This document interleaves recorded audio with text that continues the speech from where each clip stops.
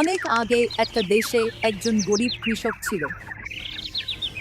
সেই কৃষকের তিনটা ছেলে ছিল। বড় ছেলের নাম ছিল মেনুদ্দিন, মাঝের ছেলের নাম ছিল সালাউদ্দিন, আর সবচেয়ে ছোট ছেলের নাম আসিম। মেনুদ্দিন আর সালাউদ্দিন দুজনেই বুদ্ধিমান ছিল আর পরিশ্রমী। ওরা সারাদিন কাজ করত আর নিজেদেরকে পরিষ্কার রাখত। কিন্তু আসিম খুবই অলস ছিল আর কাজ এড়াত। সে সারাদিন শুয়ে শুয়ে আলসে কাটাত, কিচ্ছু না করে। আর মাঝে মাঝে সে সপ্তাহের পর সপ্তাহ গোসল না করলে লোকে তাকে নোংরা আর অবিবেচক বলে মনে করত। একদিন সকালে কৃষক তার মাঠে গিয়ে দেখতে পায় যে কিছু একটা মিসিং। তিনি দ্রুত তার বড় ছেলেকে ডাকলেন। মঈনুদ্দিন, দেখ, কেউ আমাদের ঘাস চুরি করছে। আজকে রাতে মাঠ নিরীক্ষণ করে দেখার চেষ্টা কর যে চোরটাকে। বাবা, আমি এই কাজটা করতে পারবো না। সারাদিন কাজ করার পর রাতে জেগে থাকা আমার পক্ষে খুব কঠিন। এটা আমার জন্য খুবই কঠিন। এটা শুনে কৃষক তার দ্বিতীয় ছেলে সালাউদ্দিনকে জিজ্ঞাসা করলেন। সালাউদ্দিন, আমার ছেলে, আজ রাতে তুই মাঠ পাহারা দে। আসিমকে এই কাজটা করা উচিত। শেষ পর্যন্ত সে তো সারাদিন কিছুই করে না। ঠিক হয়েছে যে আসিম পাহারা দেবে। সেই রাতে আসিম পাহারা দিতে বসলো। বসে থাকতে তার আর কোনো কাজ ছিল না। সময় কাটাতে সে তারাগুলো গণনা করতে লাগলো। শেষ পর্যন্ত সে ঘোড়ার খুরের শব্দ শুনে এবং উপরে তাকিয়ে দেখতে পায় একটি সুন্দর সাদা ঘড়ি আসছে।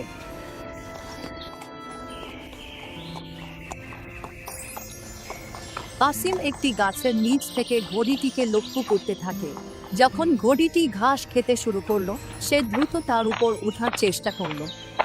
আসিমকে দেখে ঘড়িটি দৌড়াতে শুরু করলো, কিন্তু আসিম জোরে লাফিয়ে উপরে উঠতে পেরেছিল।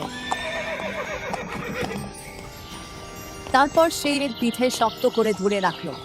ঘড়ি খুব চেষ্টা করছিল আসিমকে ফেলে দিতে, কিন্তু আসিম দৃঢ়সংকল্পে ধরে রাখলো। শেষ পর্যন্ত ক্লান্ত ঘড়িটি আসিমের সাথে কথা বলতে লাগলো। আমাকে ছেড়ে দাও। তুমি যদি আমাকে ছেড়ে দাও এবং 3 দিন খাবার আর পানীয় সহ নিরাপদ আশ্রয় দাও, তাহলে আমি কৃতজ্ঞ থাকব। তুমি যদি আমাকে মুক্ত কর, তাহলে আমি তোমাকে একটা বিশেষ উপহার দেব। এই কথা শোনার পর আসিম খুব খুশি হয়, কারণ তাকে আগে কেউ উপহার দেয়নি। সুতরাং আসিম ঘোড়াগুলোকে একটা গোপন জায়গায় নিরাপদে রেখে খাওয়ানো শুরু করে। এক সকালে আসিম যখন পৌঁছায়, দেখে ঘোড়াগুলো 3টা ছানা দিয়েছে। এই 3টা ছানাগুলো অসাধারণ সুন্দর ছিল।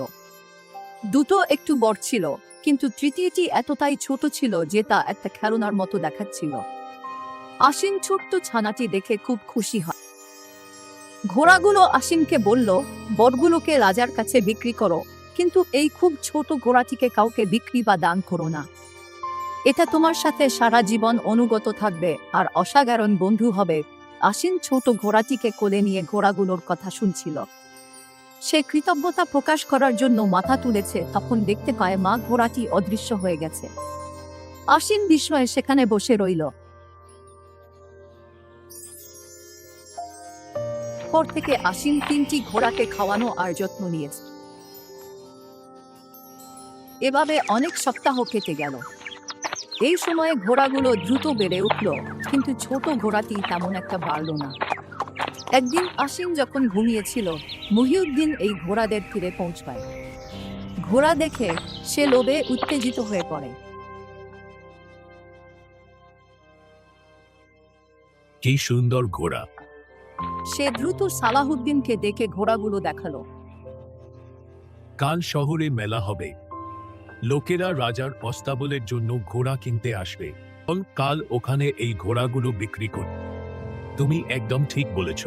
দ্রুত এই ঘোড়াগুলোকে এখান থেকে সরিয়ে নি। এখন ঠিক সময় নয় এই ঘোড়াগুলোকে নিয়ে যাওয়ার জন্য। আমরা কাল সকাল সকাল এসে এই ঘোড়াগুলো নিয়ে যাব। ইলেকশনের পরের দিন সকালে তারা দুজন চুপচাপ এমনটা করে। ওরা 2টা ঘোড়া নিয়ে চলে গেল। এদিকে ছোট্ট ঘোড়ার ছানাটা আসিমের কাছে এসে বলল, তোমার ভাইয়েরা ঘোড়াগুলো বিক্রি করতে নিয়ে গেছে।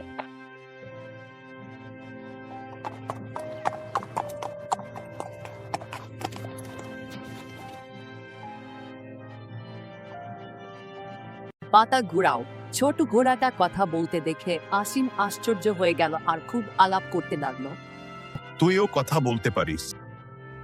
আগে প্রয়োজন ছিল না বলার, কিন্তু এখন আর দেরি না করে তাড়াতাড়ি আমার পিঠে উঠে পড়।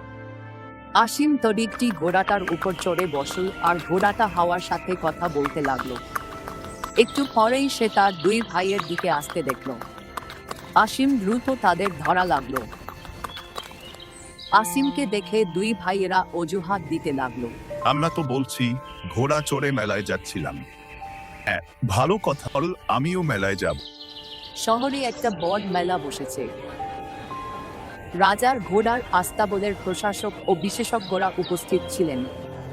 আসিমের ঘোড়া দেখে তারা তাদের সৌন্দর্যে মুগ্ধ হয়ে গেল এবং তাৎক্ষণিক রাজাকে খবর দিল। মহারাজ, মেলায় দুটো সুন্দর ঘোড়া বিক্রির জন্য এসেছে।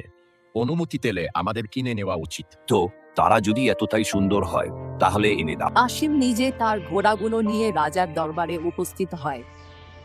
রাজা যখন ঘোড়াগুলো দেখলেন, কথা বলা শুরু করলেন। সত্যি এই ঘোড়াগুলো খুবই সুন্দর। আমি এগুলোকে আমার ঘোড়া চড়ার জন্য বিশেষ করে কিনব। এইভাবে চুক্তিটি সম্পন্ন হলো। রাজা আসিমকে 2 ধনের সোনার মুদ্রা দিলেন আর ঘোড়াগুলো কিনে নিলেন। কিন্তু রাজার লোক ঘোড়াগুলো নিয়ে যেতে শুরু করলে ঘোড়াগুলো অবাধ্য হয়ে যাবার অস্বীকার করল।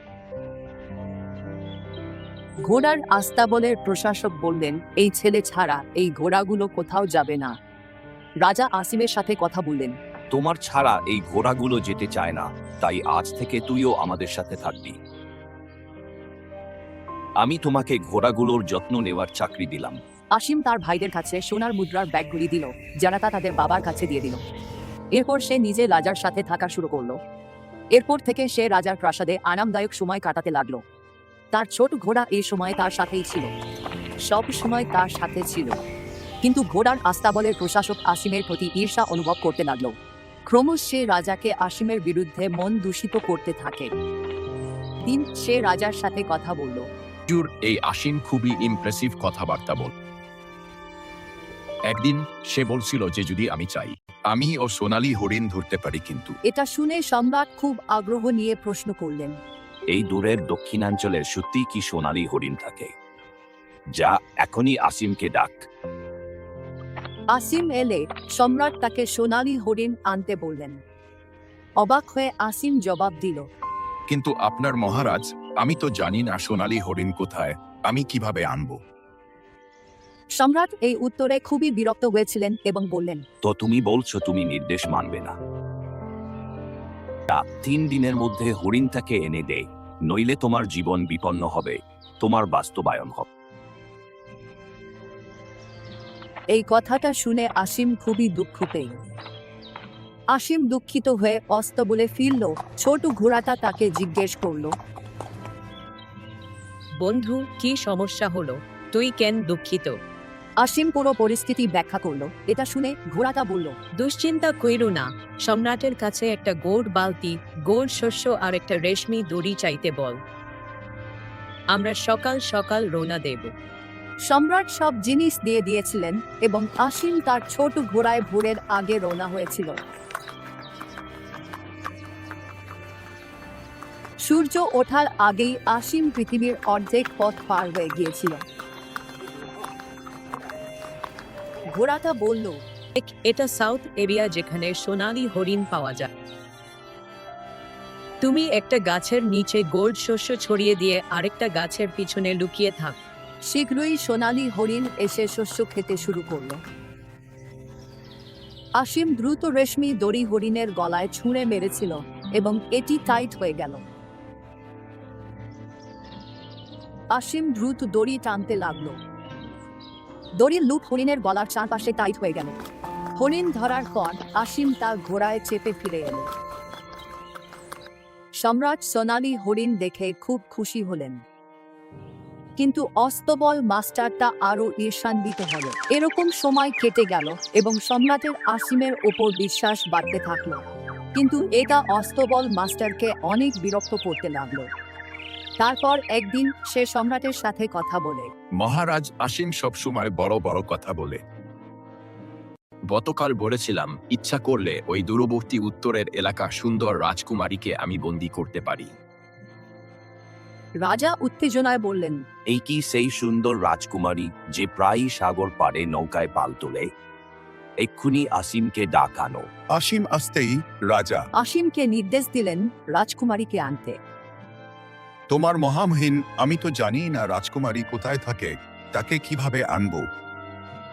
এটা শুনে রাজা ফের রাগান্বিত হলেন এবং বললেন, মানে এই যে তুই এই টাস্ক হ্যান্ডেল করতে পারবি না? 6 দিনের মধ্যে রাজকুমারীকে এনে দাও, না হলে তোর জীবন বিপন্ন হবে।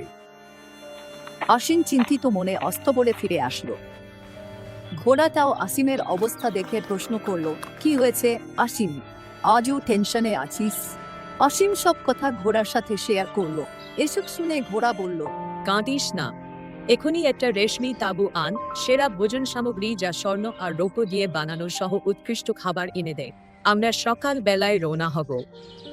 আসিম সব জিনিস তৈরি করে পরে সকালে ঘোড়ার পিঠে বেরিয়ে পড়ল। ঘোড়াটা খুব দ্রুত ছুটছিল। মিনিটের মধ্যে মাইল কয়েক পার হয়ে যাচ্ছিল। শেষমেশ তারা বিশ্বের শেষ প্রান্তে সমুদ্র তীরে পৌঁছালো। ঘোড়াটা এখানে থামলো। আসিম ঘোড়া থেকে নামলো। ঘোড়া বলল, এখন এখানে তোমার তাঁবু গেড়ে ভেতরে স্বর্ণ এবং রৌপ্যের ডিশগুলো সাজিয়ে রাখ। তারপর সেই ডিশগুলোতে সব সুস্বাদু খাবার সাজিয়ে রাখ। আসিম সব কাজ শেষ করার পরে ঘোড়া বলল, এখন লুকিয়ে দেখতে থাক। রাজকুমারী এলে, তাঁবুতে ঢুকে খাওয়া শুরু করলে, তখন ওকে বন্দি করে আমাকে ডাক। তাই আসিম অপেক্ষা করতে লাগলো আর সমুদ্রের দিকে তাঁবুর পিছন থেকে চেয়ে রইল। কিছুক্ষণ পর একটা নৌকা দেখা গেল। তা তীরে এসে থামলো আর রাজকুমারী নেমে তাঁবুর দিকে দৌড়াল। রাজকুমারীকে দেখে আসিম তার রূপে মুগ্ধ হয়ে গেল। রাজকুমারী তাঁবুতে খেতে খেতে যখন আসিম তাকে দেখে ঘোড়াকে ডাকতে শুরু করলো, তখন রাজকুমারী চিৎকার করতে লাগলো, আমাকে ছেড়ে দাও, তুমি আমাকে কেন ধরছো? সে যখন ঘুরে আসিমের মুখ দেখলো, তখন সে কিছুটা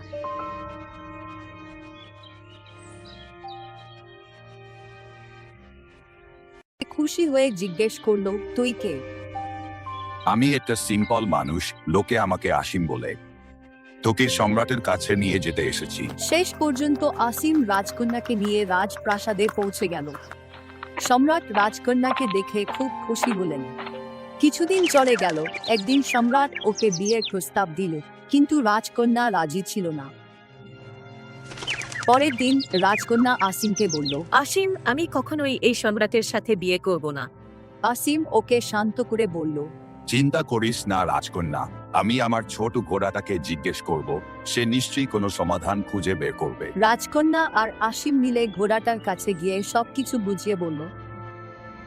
ঘোড়াটা মন দিয়ে শুনল আর তারপর বলল, এবার তুমি আমাকে একটা বেশ চ্যালেঞ্জিং সমস্যা হাজির করেছ। আমি তোমাদের পরামর্শ দিচ্ছি, আমি যা বলছি খুব মন দিয়ে শোন আর তা অনুসরণ কর। এরপরে ঘোড়াটা দুজনকেই খুব চুপিসারে একটা পরামর্শ দিল।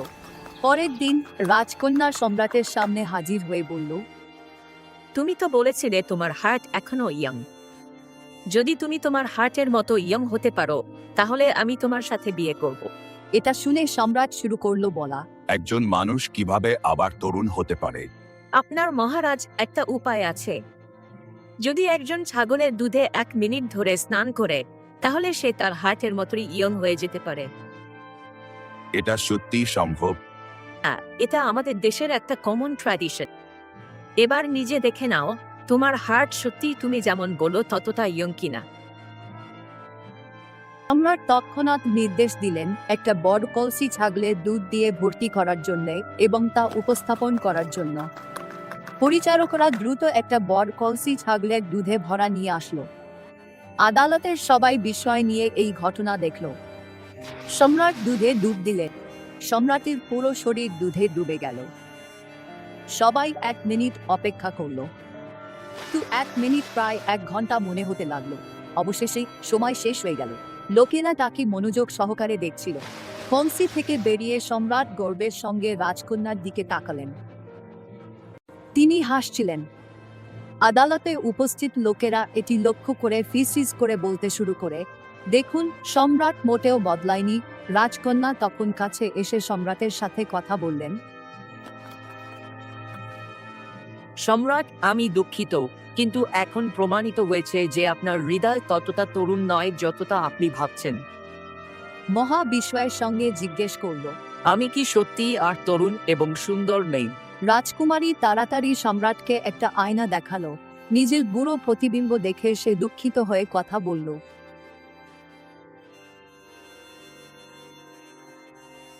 তুই ঠিক বলেছিস, আমি সত্যি অনেক বুড়ো হয়ে গেছি, কিন্তু ভগবান না করুক তুই এতটা দুর্বল নয় যে আমার বিয়ের ব্যবস্থা করতে পারবি না। এই শুনে সম্রাট বলল, আমি এখনই ব্যবস্থা করছি। এই বলে সম্রাট দ্রুত রাজকুমারীর অসীমের সাথে বিয়ের ব্যবস্থা করল। উনি তাদেরকে অনেক গিফট দিয়ে পাঠিয়ে দিলেন সেফ কিপিং এর জন্য। অসীম আর রাজকুমারী তার দেশের দিকে ছোট্ট জাদুকরি ঘোড়ায় চলে গেল।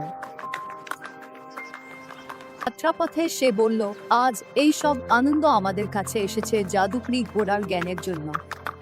ছাগলের দুধে ডুব দেওয়া এর দারুণ আইডিয়া ছিল।